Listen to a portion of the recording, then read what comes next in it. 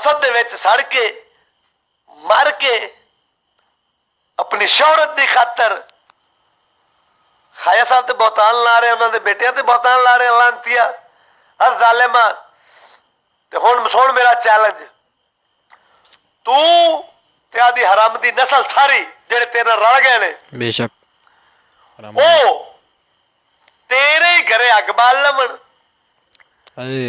असा ये नहीं कहना कि फलाने अल्लाह दे पाक दरबार ते जा, पाक दरबार ते साडे रंगे पलीतां दा की काम है?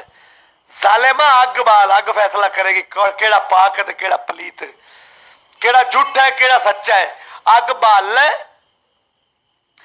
साडा ये मौका होएगा कि तू आदी बीवी नूं मगरू करना तो हो सकता लोंडेबाज भी हो भी, लेकिन जो शहादत साडे कोल पहुंची है वो यही शहादत है कि तू अपनी बीवी नूं मगरू करना है, दूसरे रास्ते तू करना है, गलत रास्ते तू करना है। साडा मौका फिर है, असा ये गल साबित करांगे, रब दे अगे पेश होवांगे। सोहणिया असा इस गल्लों असा छाल मारदे पे अग विच, ते तू भी मारनी है छाल साडे नाल। तू सच्चा होएगा तो बच जाएगा, अगर झूठा होएगा तो सड़ जाएगा। अल्लाह के फजलो करम नाल जेड़ा सच्चा होएगा वो बच जाएगा, जेड़ा झूठा होएगा